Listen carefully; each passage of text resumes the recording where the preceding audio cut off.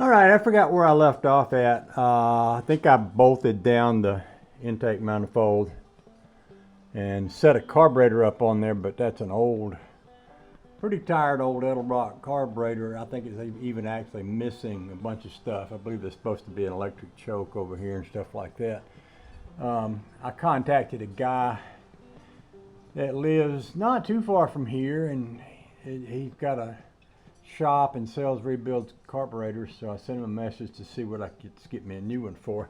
Now you might think it's weird to get a new carburetor because I've got one on the Rambler, but I'd like to have. See, I've got 3 Edelbrock carburetors. I got one. Well, actually, that's not true.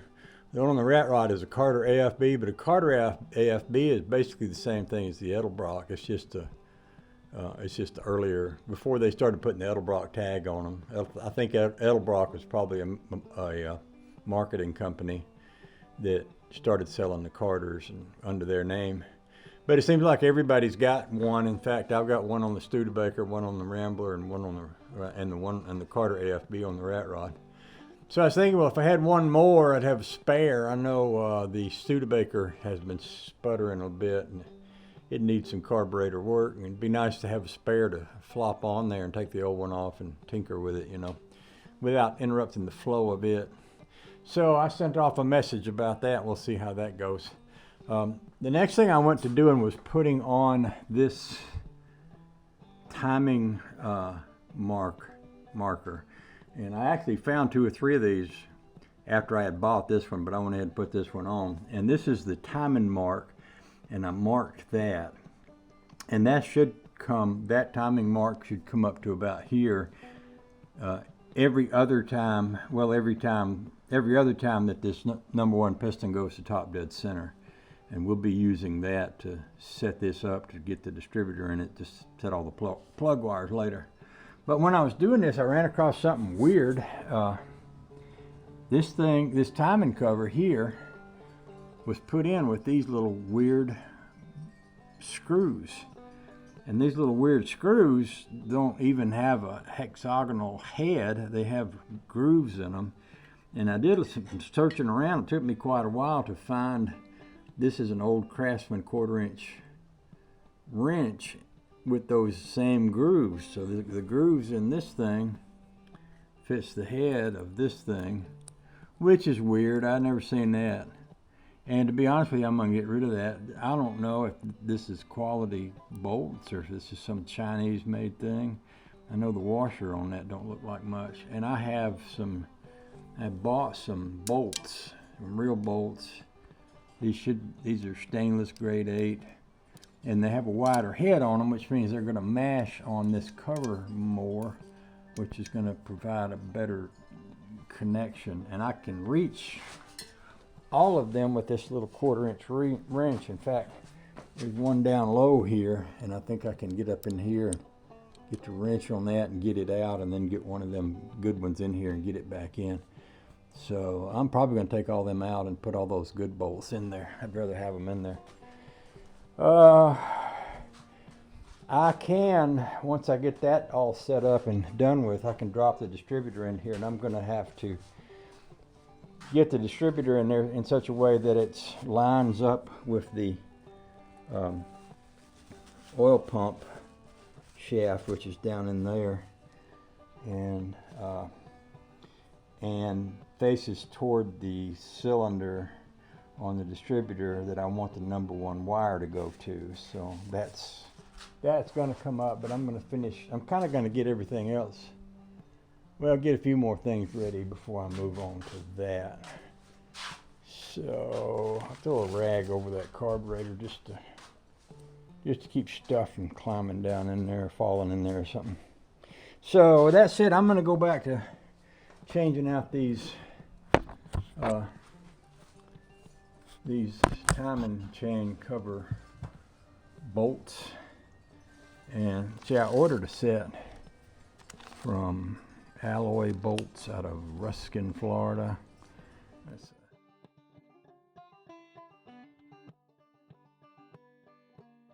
That's a YouTuber out there in the world. In fact, well, I shouldn't say that. It's a supplier out there in the world.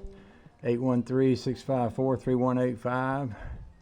an American supplier of the correct nuts and bolts for a Chevy engine. I'm digging that. I'm okay with that. So yeah, that's where I'm going. So I think I'm going to work that one out from behind the harmonic balancer that I showed you a while ago first, and then we'll put the rest of them in, and then I'll come back and we'll talk some more.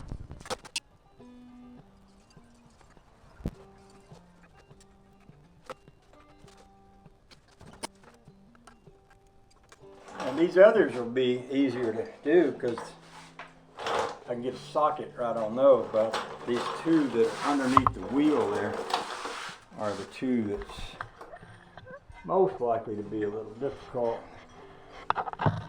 So I'm going to do those two first. Do the hard part first, then you can enjoy the easy part, right? Is that a thing, or did I just make it up? I probably just made it up.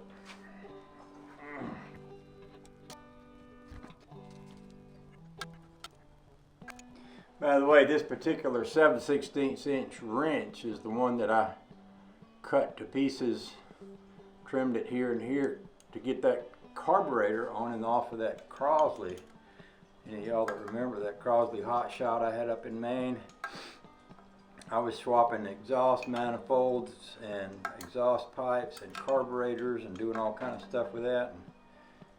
I couldn't hardly get any wrenches in there where I needed them to be to get to what I needed to get to, and I wound up trimming this one here so I could get all that stuff together on that. Worked out good once I got the tools made, but it took some little bit of crafting to get things to go where I wanted them to go. This should be the last one of these. It's real hard. The rest of them should swap out pretty quick. By the way, that first one I got off of here, I took off with a pair of vice grips because I couldn't figure out what in the heck kind of a wrench fit that. I took it over to my box end wrenches and found this little one here that fit it. But man, I'd hate to have been broke down out on a dirt road somewhere having to replace a timing chain and ran across these kind of nuts. That would just ruin your day right there. Just about wind up trying to chisel them off with a screwdriver and then drill them out and put new screws in them or something, new nuts, bolts, whatever.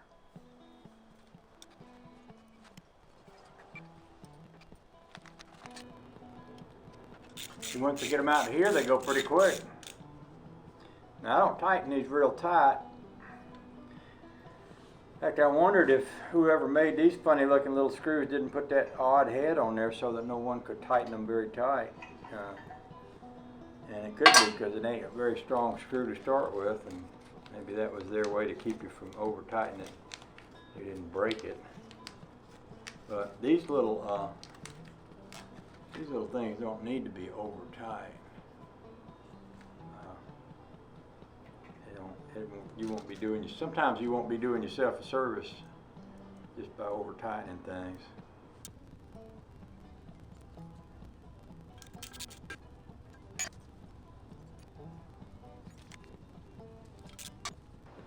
All right, I'm going to take all these little, whatever they are, little weird screws, and I'm going to put them, see if I can fit them back into this little bag that all this came out of, and stick them somewhere, because you never know when I might need something like this. I was going to put them in there with that cord. I guess I still can. I just have to cut a hole in the bag so I can get them in there. I can do that. So I think probably the next thing I'll do with this motor is put my gas pump and my rod that goes up to the camshaft that operates the gas pump over here.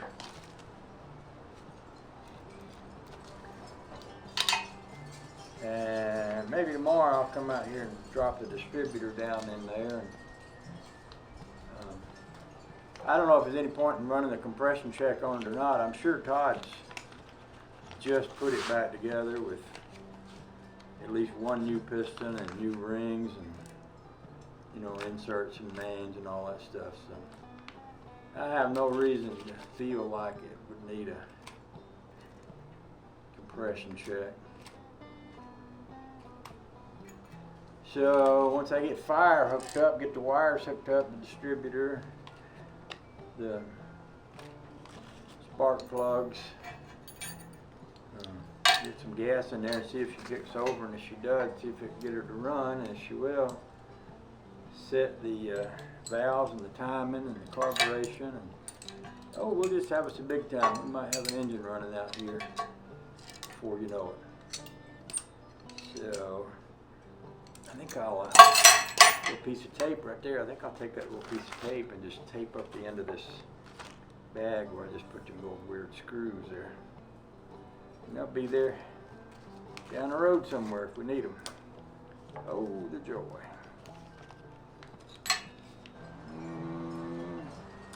Now see, the other thing I did, and maybe I've already mentioned this, I painted the line white, the timing line on this harmonic balancer. Okay. So I'm gonna scrape the gook off the bottom of this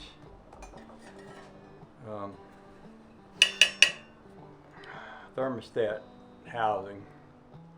Looking for my knife or something to cut the gaskets with.